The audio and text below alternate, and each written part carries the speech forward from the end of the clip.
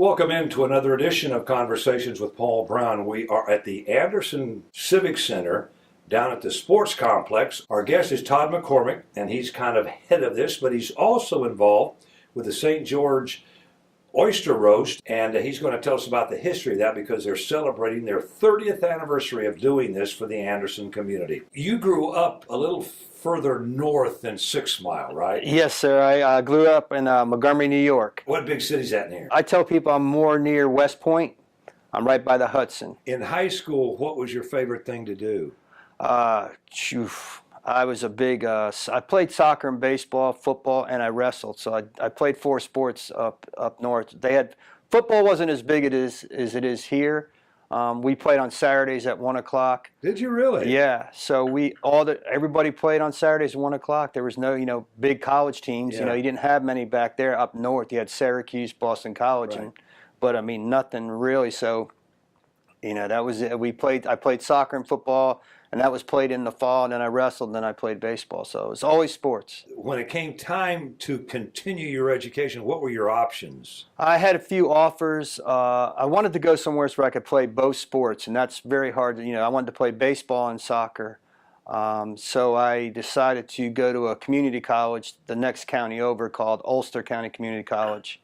And I played soccer and baseball there for 2 years. And then after I was there 2 years at Oyster, I transferred down to Erskine. Came down to Erskine College. How did you find Erskine in northern New York? It was kind of. I asked my soccer coach where I was going to go to college, and he said, "You're going to Erskine." And I was like, "Erskine?" He goes, "Yeah, it's in Due West, South Carolina." I never visited. I never visited it. I didn't tell you it was in the middle of nowhere. Nowhere land.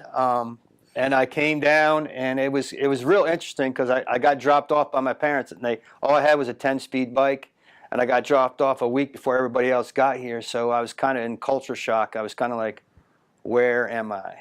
And I stayed for a week before the other players got in, so it was... What did you do for a week in Due West with a I just hung out. bike? Coach Ralph Lundy was the coach back then, and now he's the coach at College of Charleston. I kind of hung out with him, and he was in the process of moving to a new house, so I helped him move into that house, and that kind of took up that week's space, but it was a little bit different coming from New York to Due West, that's for sure. The kids start coming, you meet your teammates. How do you acclimate to the South for the first time, to Erskine, and to the team? I tell you, the big point was how hot it was.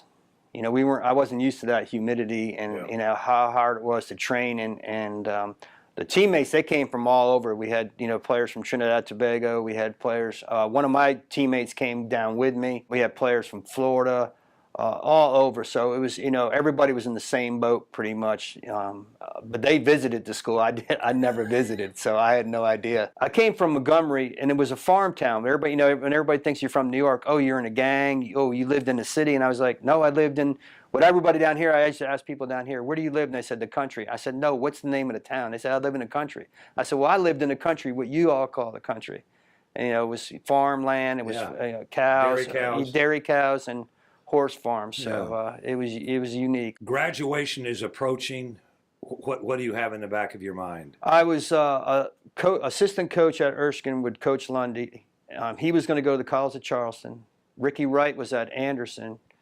And I applied for the job. So I was studying for finals. I applied to be the head coach at Anderson. Back then it was a 2-year school. Right, Anderson College. And Ricky was going to go to Erskine. So, and I was planning on getting married all at the same time. Now, where'd you meet her? She was Erskine. I met her at Erskine. Southern girl? Southern girl, Travelers Rest. Really? Yes. So, well, tell me about that. How did you first meet her? Did you have a class with her? What was that like? No, we were actually out at a place in Greenwood. I'm trying to think of what it was called. It was the old railroad station there, Jackson Station. Yeah, right there. Jackson, going into Greenwood, yeah. And we were that's where everybody from Erskine went. It was a big hangout. And it was on a Monday night. Most people go out on Friday, Saturday, and Sunday, but that was Monday night. It was a big deal. So we were out there, and we ended up talking, and then... was she going to Erskine? She was going to Erskine. You just hadn't met her before. The funny thing was she wrote one of my term papers for me, rewrote it for me and typed it up for me because I couldn't type. Yeah. And she typed her, and I paid her to type my paper, and then 2 years later No. Yeah, it all worked out good. So you went to Anderson College. I went to Anderson College and coached men and women's soccer, started the women's soccer program and coached girls softball, and then switched to baseball and wrestling, and then left after 9 years. I left there and went and coached pro soccer for 3 years with the South Carolina Shamrocks. Out of Greenville? Out of Greenville, Spartanburg area. And then I ended up, got released, went and cut firewood and made wood pallets in Greenville for about 3 months. Took a job at Patrick B. Harris as a rec specialist. And then the job for the sports complex, it wasn't built yet, came open, and I applied for it. And there was something like 150 some people applied. And I didn't think I had a chance. And I got the job and been here ever since. I start my 20th year in July. It's amazing. It is. God. It is. It really is. It's grown so much around here. For those that don't know what this is, when you came in here, you were on the ground floor. Yes, this building wasn't even when they hired me. It wasn't. They just had the outside of it, and the fences weren't up yet. The grass hadn't been. Nothing had been done. They were just doing the construction on it then. So I worked the first 6 months. I worked over at the Civic Center. And it over 20 years, this has now grown to include what and how many? We have 7 softball/baseball fields, 3 soccer fields, the 8 tennis courts, 3 miles of walking trail, 3 batting cages. We just put some more shade structures out. We use the backfield for football. They can play football, and the Cavaliers, Anderson Cavaliers, use that, and it's just grown. You know, the Kid Venture wasn't here then either. Right. Yeah. So all that's just come in. Having this in the Anderson community says what about us, and what kind of a draw has it become? Oh, it's become a great draw. I have 23 dates this year with Top Gun girls fast pitch softball. There was a local guy that just started, and I went with him last year, and we built it up from. He had 12 dates last year, and the economical impact was close to $1 million.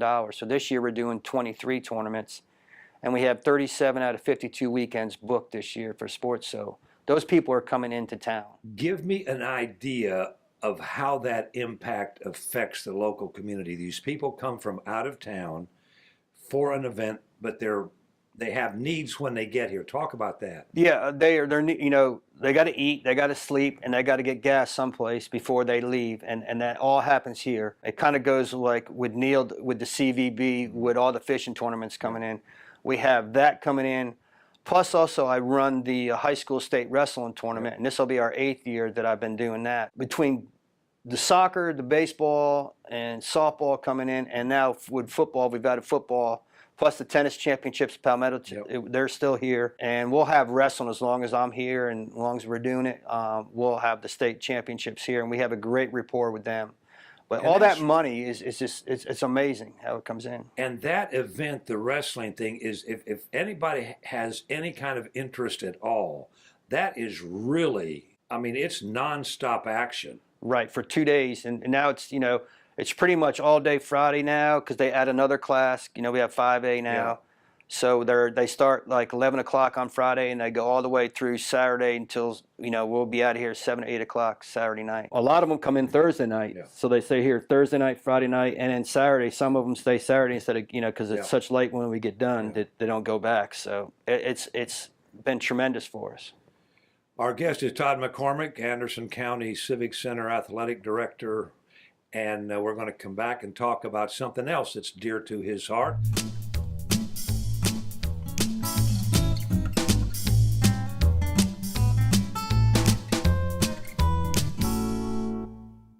When you came to Anderson, when it came time to go to church, was that a big deal? Yeah, I was Catholic. My wife was Baptist, so there was another, like you say, New York, South Carolina, mixed oil and vinegars. I was coaching soccer, and Bob Prince, local gentleman in town here, his son was at camp with me at Erskine, and I asked him to be one of my ball boys here, and he became a ball boy with me, and they were asking, where do you guys, would you think about coming to St. George's? And we said, sure. We visited, and we liked what we saw. We had, at that time, my oldest son was just 1 year old, so we wanted to start, having him in a place. And So Bob and Lynn got us involved in St. George's and that's on Highway 81. Highway 81. What we liked, it wasn't that pressure. It was, laid back, and everybody was so welcoming and friendly. And to this day, most of our friends that we have are from St. George's. 30 years ago, a group from your church decided they wanted to do something for the Anderson community. St. George's Oyster Roast, and it helps benefit Anderson area charities. They used to back up the truck with the oysters to the wall so nobody could open the door, and then they built a pit with cinder blocks and iron pieces of metal on top and burlap bags that the oysters came in, and they had fire going, and they put charcoal in it, and it just evolved, and it got bigger and bigger and bigger. And so when you outgrew the church, where did you go? when we outgrew the church, we went to the fairgrounds. It was nice, but it was outdoors, so rain, sleet, or snow. We've had years where it iced, and really at the fairgrounds one year it was so icy we didn't think anybody would show up, and we had more people than we thought would be there, which was a shock to all of us.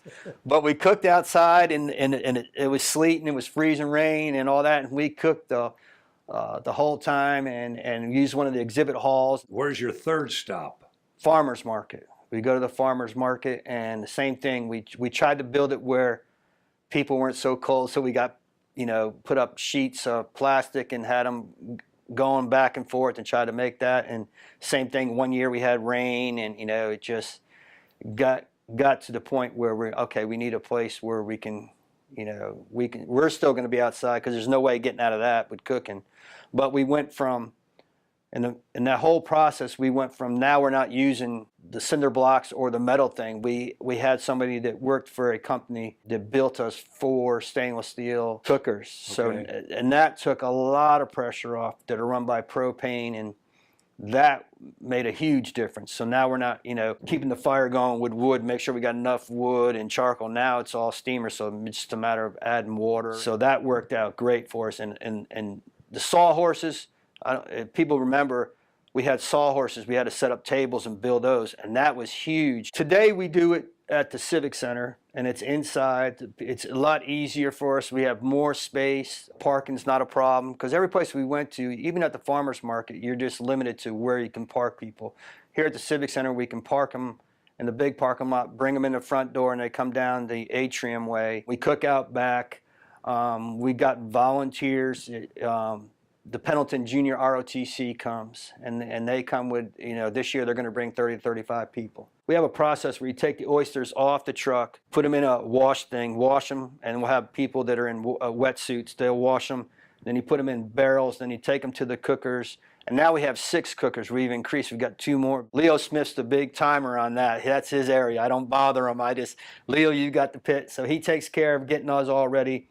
And they cook anywhere from 8 to 10 minutes. And then we put them in buckets, and the junior ROTC people bring them to the table, and we have people inside to direct them. Okay, these people need them, this people need them. Ben Phillips has been a big blessing for us and helping us out with that, and he's our DJ for us inside, and he raises money for what we call the Bucket Brigade, and the money raised from that, people give tips, and the money we use for that goes back to those programs. Like, we'll give the ROTC some money.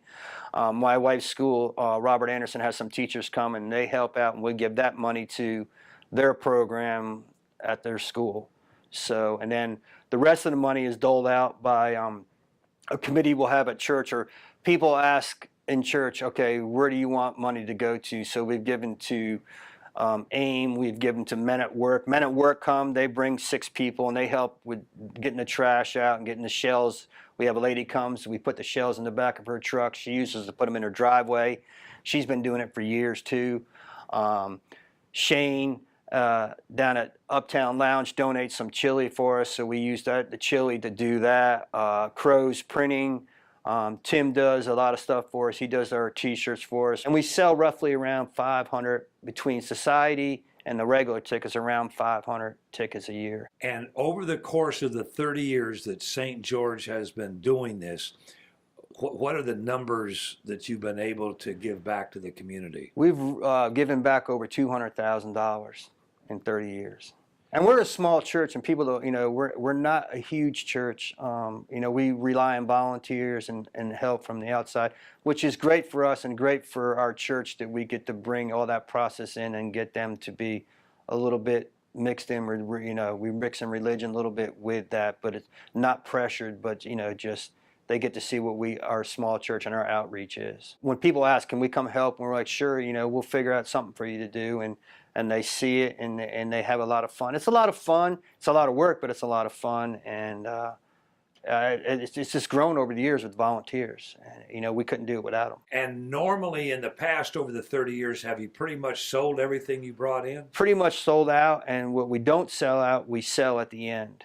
We'll have a list that goes, Claudia Bowles goes around with a list that has people's names on it, and you sign up, first comes, first serve. Well, we want to thank you, Todd, for sharing your story with us and for giving us an update on what's going to be happening here at the Civic Center, St. George's 30th Oyster Roast, and we would encourage you to come out, enjoy the evening, and then know that you're helping the Anderson community.